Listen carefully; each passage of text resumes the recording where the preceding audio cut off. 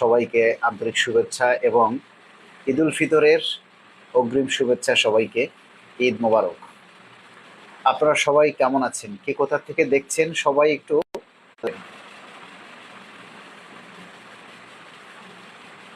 মেহেদি হাসান স্বপ্নপূরণ ভাই, আসসালামু আলাইকুম, ঈদ মোবারক। মিজানুর রহমান, আসসালামু আলাইকুম। ওয়ালাইকুম আসসালাম। রফিকুল ইসলাম, গরিবের কোনো ঈদ আছে নাকি ভাই? কেমনি দিন যাচ্ছে আল্লাহ ছাড়া কেউ জানে না।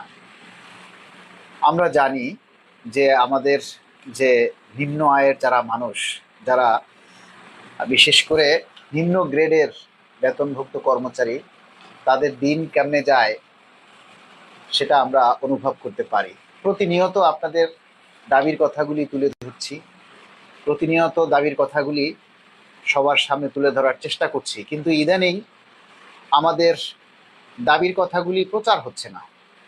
অর্থাৎ আমাদের যে সহযোদ্ধা বা কর্মচারী যারা আছেন তারা ভোতা হয়ে গেছে, লেতাইয়ে গেছে। এখন মনে করতেছেন আর কত।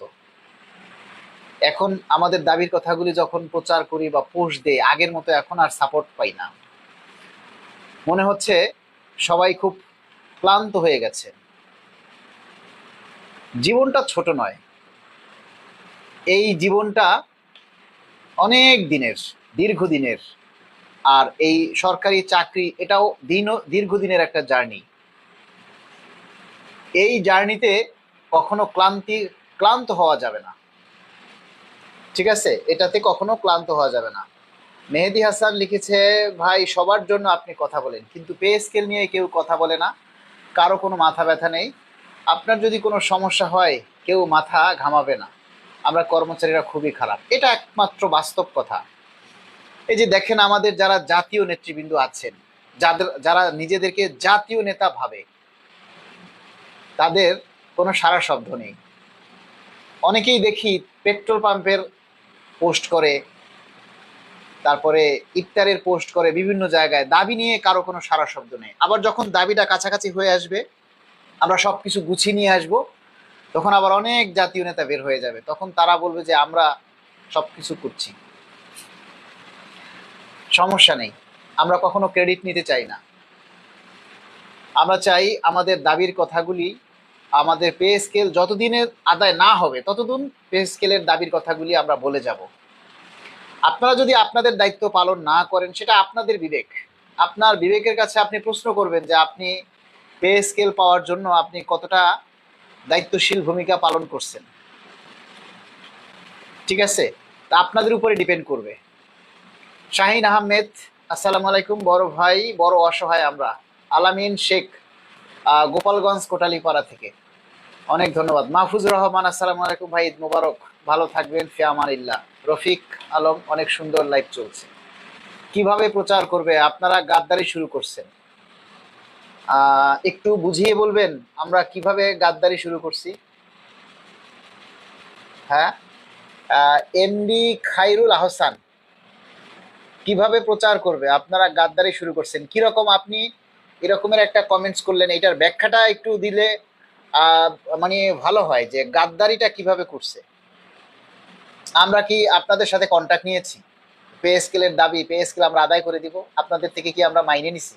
আপনাদের থেকে টাকা নিছি? আপনি গাদ্দারিটা কিভাবে বললেন?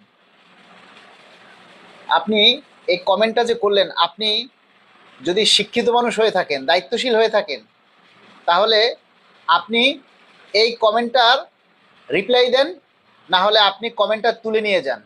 নতুবা আমার ফ্রেন্ড ফলোয়ার্স কিন্তু আপনাকেই গাদ্দার বলে গালি দিবে। কারণ আপনাদের কারণে, আপনারা কিছু কিছু মানুষের কারণে আমরা অনুৎসাহিত হয়ে যাই, কথা বলার মানে আগ্রহ হারিয়ে ফেলি। যারাও পে স্কেল নিয়ে কথা বলে, তারাও সামনে আপনাদের কারণে আপনারা আমাদের কথা বলা বন্ধ হয়ে যাবে। আমরা কয়েকজন মানুষ আছি, আমরা যদি কথা বলা বন্ধ করে দিই, দেখবেন পে স্কেলের নাম শব্দটাই হারাই যাবে বাংলাদেশ থেকে।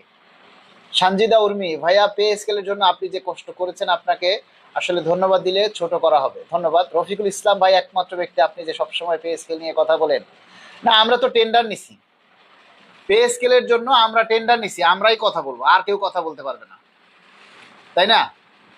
আপনারা সবাই কথা বলবেন। আপনারা জানেন যে আমরা কয়েকজন ব্যক্তি আছি, বিশেষ করে আমি ভোরের আলো আছি, ভয়েস অফ গভর্নমেন্ট ড্রাইভার্সের যে অ্যাডমিন শিমুল ভাই আছেন, the employee government employee update নিউজের আশিকুল ইসলাম আছেন।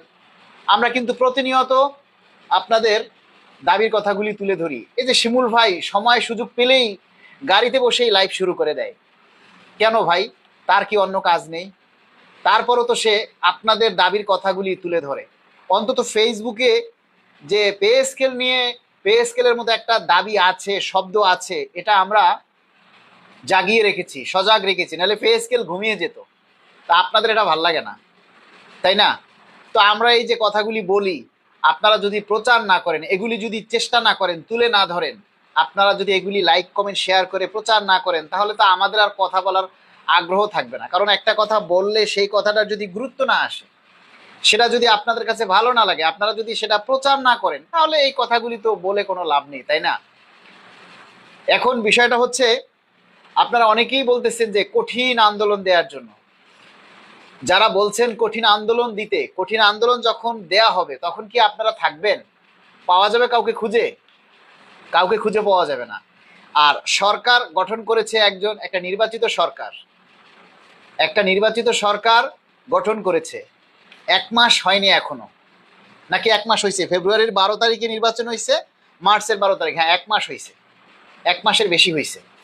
তো এই সময় যদি আমরা এখন আন্দোলন ঘোষণা করি, কারো চাকরি থাকবে? আপনারা নিজেদের কাছে নিজেরা একটু প্রশ্ন করেন যে কারো চাকরি থাকবে কিনা। তার চাইতে ভালো হয় না আমরা যদি আলাপ আলোচনার মাধ্যমে আমাদের দাবির কথাগুলি তুলে ধরি? আমরা যদি আমাদের দাবির কথাগুলি বেশি বেশি করে তুলে ধরি সোশ্যাল মিডিয়ায়, তাহলেই কিন্তু আমাদের দাবির কথাগুলি প্রতিনিয়ত প্রচার হয়। আমাদের দাবির কথাগুলি সোশ্যাল মিডিয়ায় আগের মতো প্রচার হচ্ছে না। আপনাদের এই মানে কি বলবো, আপনারা যদি প্রচার না করেন, এমনি লুৎফর রহমান সাকিব লিখেছেন, ভাই আপনারা তো সুন্দর বাসা বাড়ি দেখা তো আর পে স্কেল দিবে না। বাহ! তো পে স্কেল, মানে আমরা কি ফকিনি হয়ে থাকবো?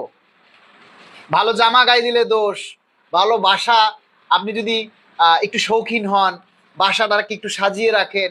আরে আপনি কি খাচ্ছেন, আমি কি খাচ্ছি, এই যে আপনি আমার বাসাটা দেখছেন যে সুন্দর, এটা একটা ভালো জিনিস না? আমি বাসাটা সাজাই রাখছি, কিন্তু আমি ভাত খাই আলুর ভর্তা দিয়ে, সেটা তো আপনি দেখেন না। দেখেন, কিন্তু আমার বাসাটা, আমি পরিবেশটাকে যদি সুন্দর করে রাখি, এটাও দোষ। ভালো জামা গায়ে দিলে দোষ, ভালো মানে পড়লে দোষ, ভালো বাসা থাকলে দোষ। আপনারা, এই জন্য আমি আজকে একটা পোস্ট দিয়েছি যে আমাদের পে স্কেলের আদায়ের জন্য এখন কর্মচারীরাই বড় বাধা, কর্মচারীরাই আমাদের বড় বাধা। আমাদের কর্মচারীরা পে স্কেল বাস্তবায়নের জন্য এখন আর সোচ্চার না, তারা এখন হিংসায় ব্যস্ত। কে কার বিরুদ্ধে হিংসা করবে,